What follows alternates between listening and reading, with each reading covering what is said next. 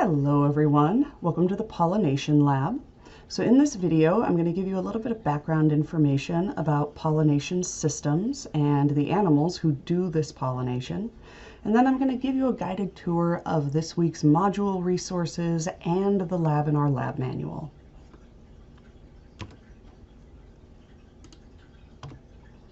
Now first off, let's define our terms. Pollination is when pollen from the flower of one plant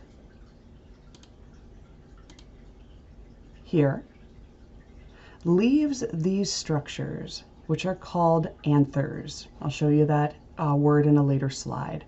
These are the male parts of the flower. Pollen is where the plant's sperm cells are located.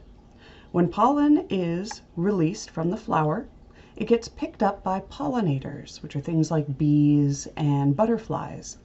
Those pollinators then travel to another flower where they deposit that pollen on the female part of the flower, which is called the stigma.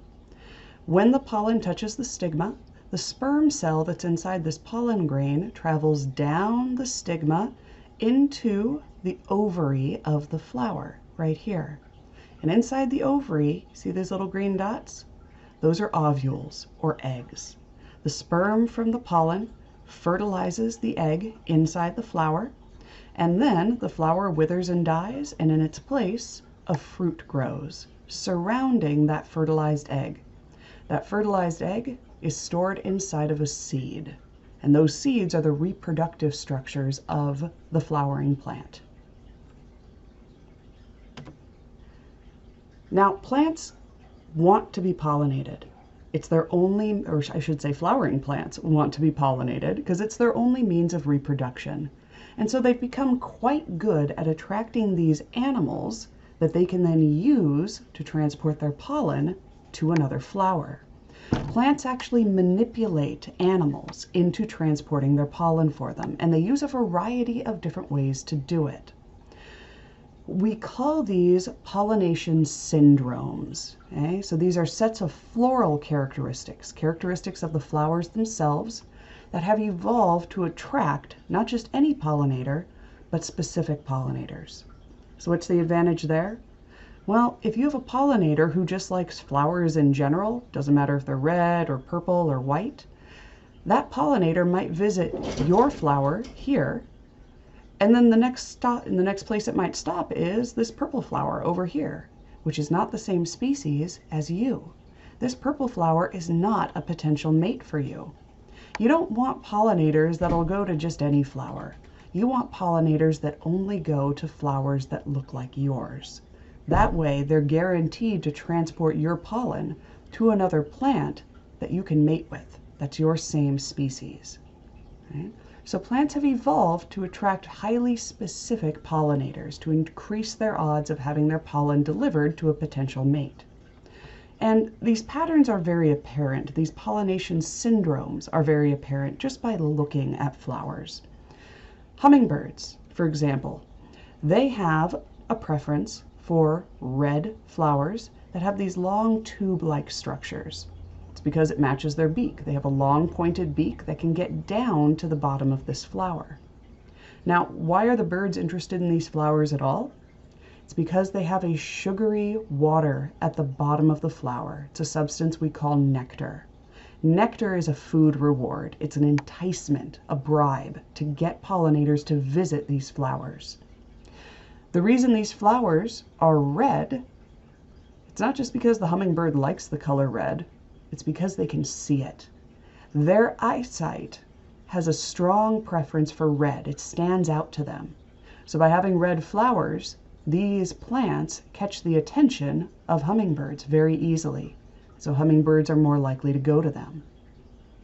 Now meanwhile over here, you have bees, bumblebees, honeybees. Bees see blues, pinks, and purples very, very well. So the flowers that they tend to pollinate have one of those colors. And look at the shapes of the flowers. They are wide open. They've got these flat petals that are good landing platforms for the bees.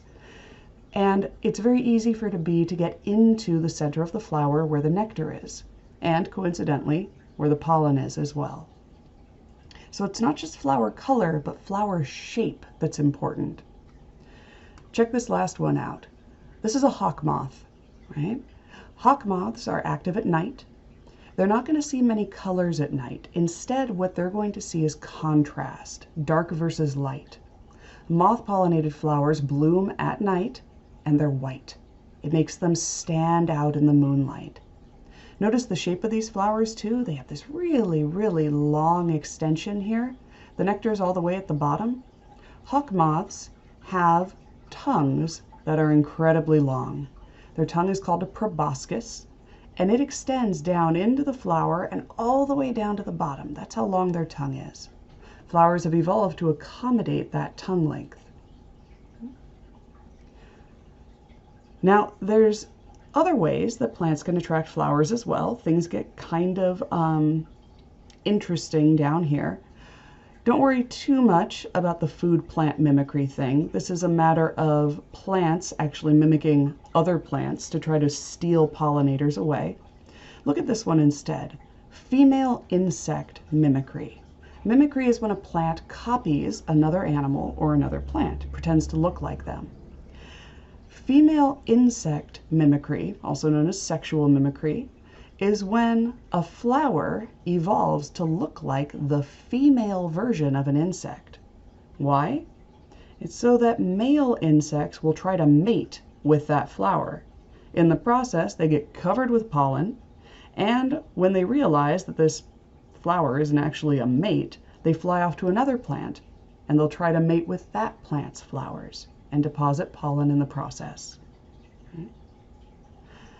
Plants will even attract animals that don't normally visit flowers, animals that usually just ignore them, like flies. Flies feed on what we call carrion, or dead matter, usually dead animals. These plants have evolved to smell just like a dead animal. And that odor attracts these flies, which would otherwise just ignore these flowers. So there's lots of different ways that flowers have learned how to manipulate pollinators into visiting them. Now, I want to introduce you to some of these pollinators. Some of them you might actually see today. Some of them probably aren't surprising, like bees down here at the bottom. Bees are the most diverse and arguably the most important of our pollinators. Okay? They're the most common for sure, and we think that they are probably responsible for the diversity of flowers we see today, meaning bees visiting flowers caused flowers to evolve in a multitude of ways to attract specific types of bees. That's the next thing I want to point out to you. You may be very used to seeing honeybees. None of these bees are honeybees. These are all native bees that are a totally different species from the honeybee. Honeybees came over from Europe. You're going to see that in our video today. These bees were all native here. The striped sweat bee, which is a solitary bee, the cuckoo bee, which is also solitary, and then maybe some other bees that are a bit more recognizable or distinctive. Green sweat bees are very common in parts of East County and San Diego. So are carpenter bees, these big black bees. They also come in this beautiful golden color. Right? There's a huge variety of different bees, and they all have slightly different taste when it comes to the flowers they like to visit. Okay? Butterflies are probably the other most famous pollinator. Okay? They are sort of a mixed bag for plants. Plants need them to be pollinated, but the larvae of the butterfly actually eat the plants. Okay? Overall, this is a good trade-off for the plant. They can always regrow leaves, but it's a lot harder to get yourself mated to another plant if there's no one around to carry your pollen. Okay? But there are a lot more pollinators than just this. There are birds, of course. Hummingbirds are the most famous, but other birds can act as pollinators as well. Beetles were probably some of the original animal pollinators. They're a very, very ancient group, and they feed on the pollen of flowers, which you might think is a bad deal for the flower. It's not, if the flower can make enough pollen both to cover the beetle and to feed it. Okay? Flies, another sort of unexpected kind of pollinator, right? They might be a little surprising to you. They will visit flowers to drink nectar, okay? But the thing that attracts them is the smell. Usually the flowers smell like rotting meat. Once the fly arrives and doesn't find any meat, it will drink the nectar that it does find. Okay? And that rewards it enough that it will want to come back to a flower in the future. Wasps can also act as pollinators. Okay? The adults have to visit flower for nectar. The juveniles, however, can only eat meat. So wasps are prolific hunters. They hunt other insects, they'll collect meat from dead animals, but that meat only goes to feed their offspring. The adults rely on flowers and the nectar in those flowers for food. And finally, bats. Bats are an incredible pollinator. You see here, more than 300 species of fruit that we eat, is bat pollinated, or are bat pollinated, including things like bananas. Okay? Now, bat pollinated flowers, like you can see here, tend to be pale in color. They're white.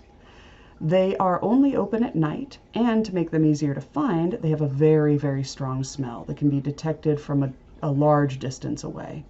Okay? So these are just some of the pollinator groups that you might encounter as you complete the lab this week. Now, you can anticipate what kind of pollinator is going to visit a certain flower. So if during your lab you find flowers and you're wondering what you might be looking for when it comes to the pollinators that visit them, here's how you can predict that pollinator. Okay? If you have brown or flesh-colored petals, the odor of the flower is kind of nasty, it's a little rotten smelling. And if it seems to provide warmth, if the tissue of the flower feels warm, like it's absorbing warmth from the sun, you're probably looking at a flower that's going to be pollinated by flies. So keep your eyes open for flies in the area. If you see flowers that just have a huge amount of pollen in them, the pollen is just falling out of the flower, and the petals are very fleshy, meaning the petals are thick and moist, you're probably looking at a flower that undergoes beetle pollination. The reason is beetles will eat the pollen. They'll also eat the petals of the flower. And the flower is happy to sacrifice those petals if it means it gets pollinated. Now, other flowers that will have lots of pollen, but also lots of nectar. There'll be a lot of nectar pooled in the bottom of the flower. And the flowers are probably at ground level. This all describes the syndrome of rodent pollination. Things like mice and even some rats can act as pollinators for flowers. Now, if you see flowers that seem to be closed during the day and are open at night, they have a strong fragrant smell, they're pale in color, and they have a lot of nectar in them, you're probably looking at a moth-pollinated flower. And finally, if you see a flower that has anthers, these are the male parts of the flower that have the pollen on them, and those anthers seem to have pores, those anthers seem to have pores or tiny little holes on them, such that there's not a lot of just granular pollen around. It seems to be well contained on the anther. And if you don't see a lot of nectar involved, there's not a lot of nectar on the flower, at least there's not obvious glands that are producing the flower, interestingly enough, that flower is probably buzz pollinated. Buzz pollination relies on bees landing on the flower, having an unstable platform, and thus they buzz their wings to try to regain their balance. This shakes pollen loose from the anther and onto the bee. Okay? They are exploring the flower, trying to find nectar, which is what causes them to spend a lot of time buzzing around and crawling on the flower, increasing the odds of pollination. Now, here's what you're doing for lab today. Your goals are you're going to be spending time observing our local San Diego pollinators.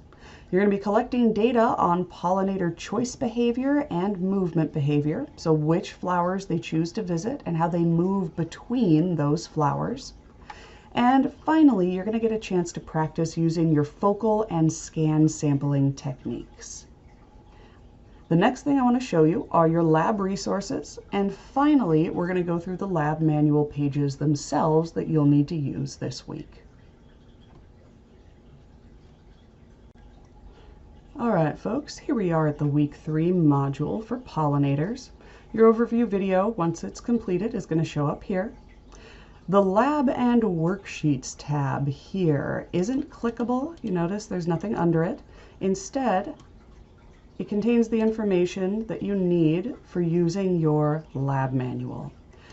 Whenever we use the lab manual, you will have just a text bar here telling you which lab we're using and reminding you which lab manual we're using as well. Okay.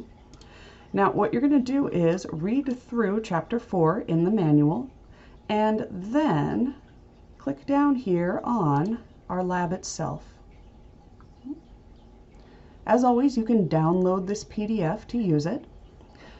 The lab document here talks you through, in general, what you're expected to do for this lab. There's always going to be a little bit of background here telling you what the goal of the lab is. Okay. Here's your procedure. You're going to need to locate an area near where you live, or near school, or on campus at school. Any place you have easy access to. But the trick is, it has to have plenty of flowering plants that will attract pollinators. The whole goal of the lab is to give you experience tracking pollinators. Okay?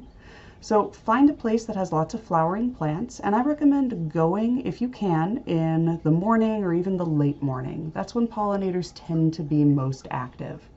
You definitely need to go when the sun is still in the sky. The closer you get to sunset, the less likely you are to see any pollinators, and the harder the lab is going to be to complete. Okay? Doesn't matter where you go. It can be close to your home, it can be close to school or your work. As long as you've got flowering plants there, you're in good shape. Okay?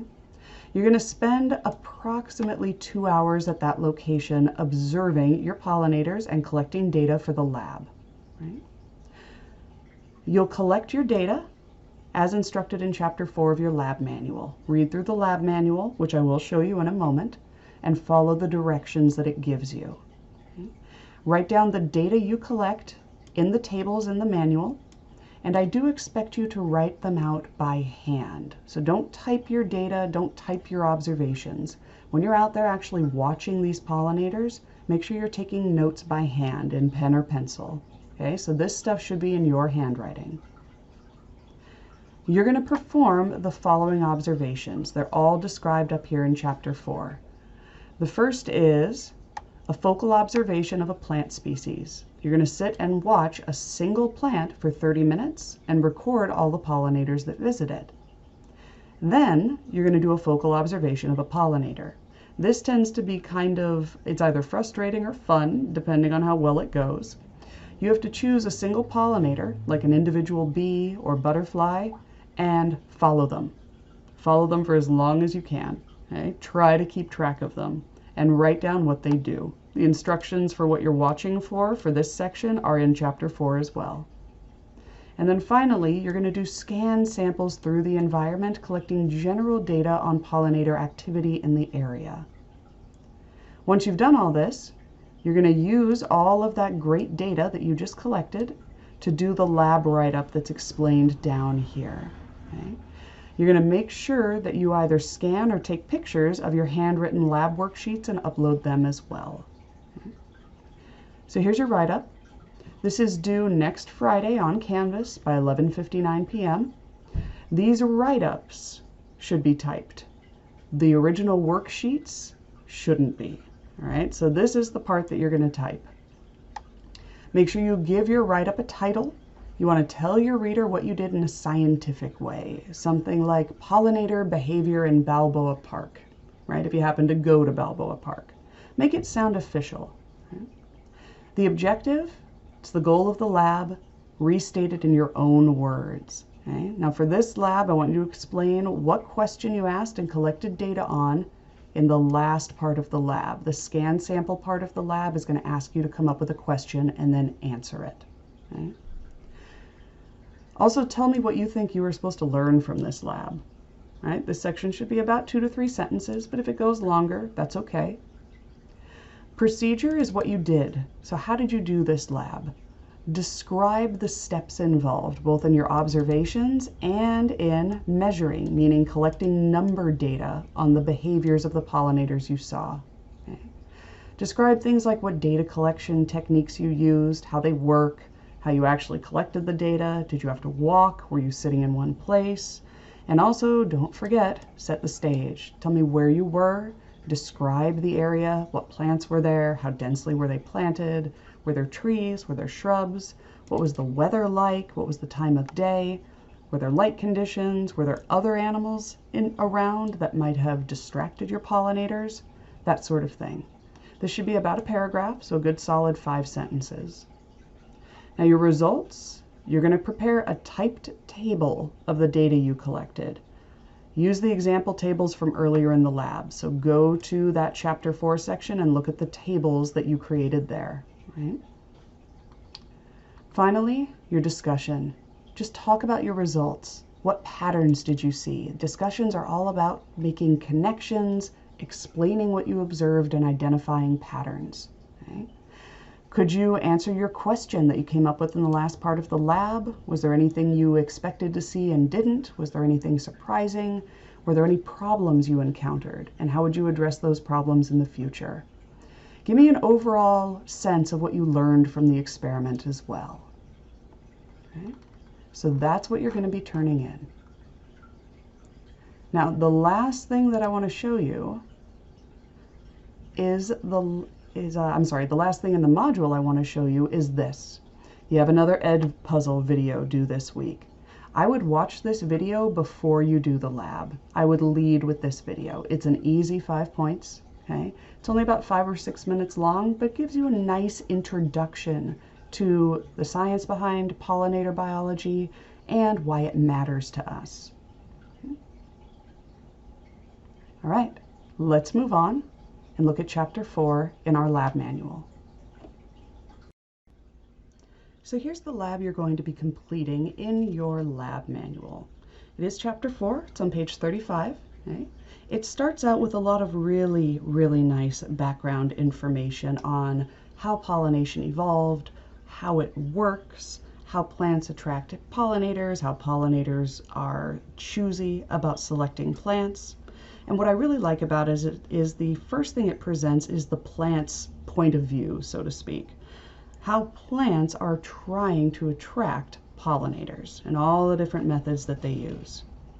Now this background information goes on for several pages. The next section discusses the pollinator's point of view, okay, to provide balance. Then there's a large section that details all the different kinds of pollinators you're likely to see. Now, I know the pictures are in black and white and maybe not terribly exciting, but they do give you a visual sense of the kinds of animals you'll be looking for and why they're visiting these flowers. Okay? The names that they use are the scientific names for these groups of animals. For example, Hymenoptera. The hymenopterans include the wasps, the bees, and the ants. Okay, so these are the scientific names of these different groups. There's a lot of good background information here, information that is fair game for any quiz you might take on this lab. So make sure you read through it and you're comfortable with it. After you've gotten through all the background, you will get to part 4 of the lab, which gives you a nice visual of what the different structures of a flower are. Okay, it's a simplified diagram.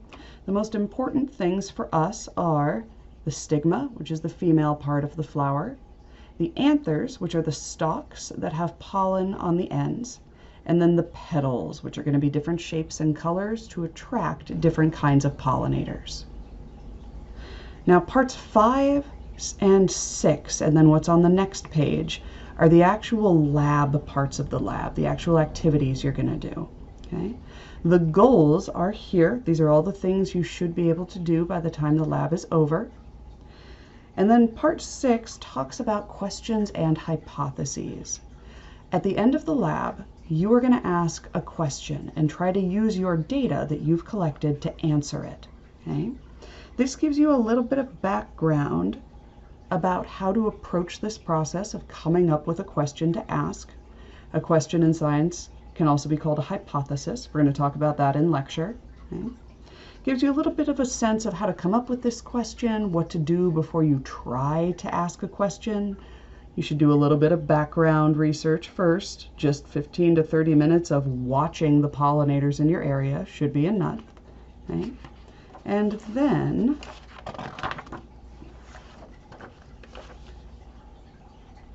it's going to make some suggestions for questions you could ask. You are going to be doing 3 different observational techniques that are commonly used by field biologists, but pollination biologists in particular. Okay? The 3 different techniques are actually described on the same pages as the worksheets where you'll collect data for each technique. Okay? So if you flip to the next page, you'll see the first of these worksheets, okay, 4.1. This first worksheet details how to do a focal observation of a flower. You'll choose a flower species. You'll watch that type of flower. It doesn't have to be one plant. It can be a group of the same kind of plant. But you're going to watch that species of flower for at least 30 minutes.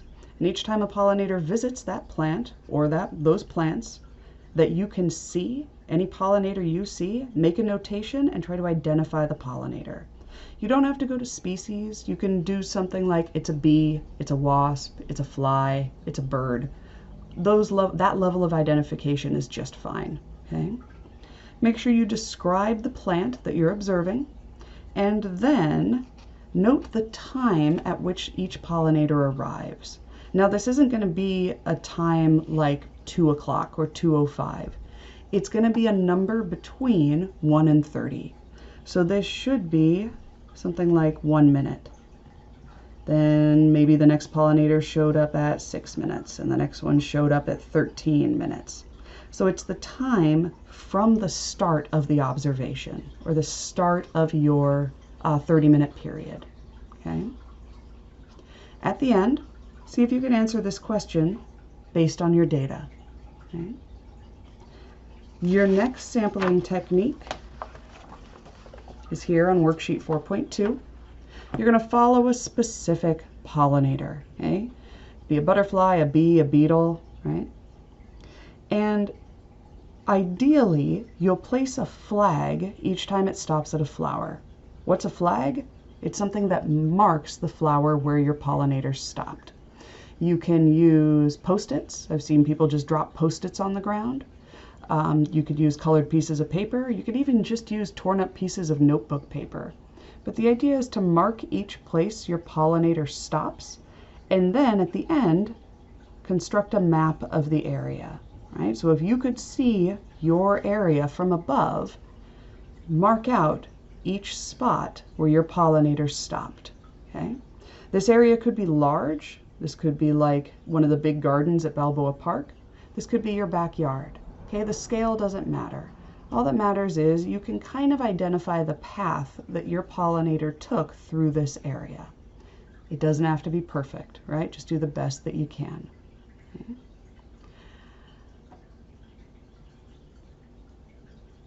Try to connect all of the stops with a line when you're done, so you have an actual path of travel. Okay. If you can, note down what kind of plant the pollinator stopped at each time.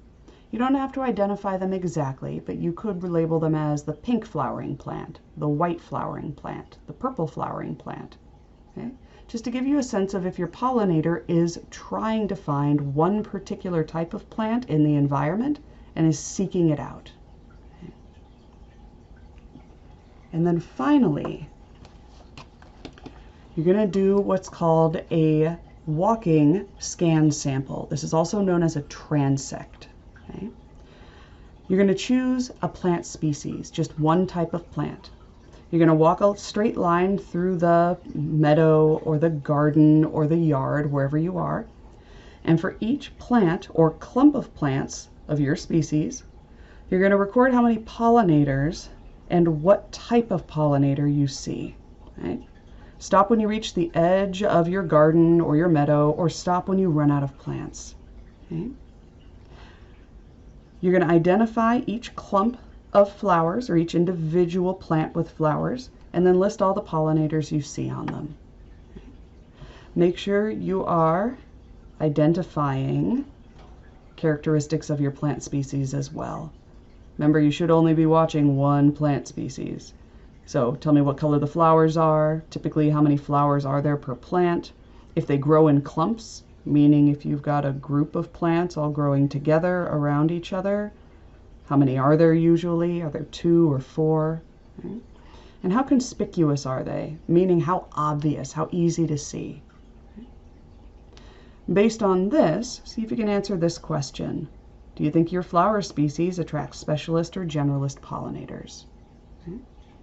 Now, once you've collected this data, you're going to go back to page 42. Okay. And you're going to design your question or your hypothesis. These are some examples of questions you can ask, and you're going to ask these questions after you've already collected all of your data. Okay? This first one relates directly to the first worksheet. You chose a plant species to watch. Does that flower seem to be relatively simple or relatively complex? That means structurally. Is it a simple construction of flower, or is it a complex one? Okay. Can you relate that floral complexity to pollinator specialization? Meaning, does your flower, let's say it has a trumpet shape, okay, with a long tubular part? Do you only see pollinators visiting this flower who have a mouth part or a beak that can fit down this part of the flower? Or do you see all sorts of pollinators visiting it? Okay. You can also ask your own kind of question, like, did the plant species that I watched have characteristics to attract a lot of different pollinators or just one? Okay. You could also say, are the flowers of the plant species that I watched colored to only attract a certain kind of pollinator? Okay. You can ask pretty basic questions, and that's okay. What I want you to do, though, is come up with your own question that you can use the data you collected to answer. If you want ideas, go back through all this background information. It'll give you inspiration for what kinds of questions you can ask. Okay? These are just examples. You don't have to use them. Right? They're just sample questions. If none of these work for you, that's fine. Come up with your own. Okay? From this lab, what you're going to be uploading are these worksheets. Worksheet 4.1, 4.2, and 4.3. And these should be in your own handwriting. All right. That's all for lab number 4. Have fun with this. Go at a time of day that's comfortable, to a place that's beautiful. I want you to enjoy this process if you can. All right. Have fun.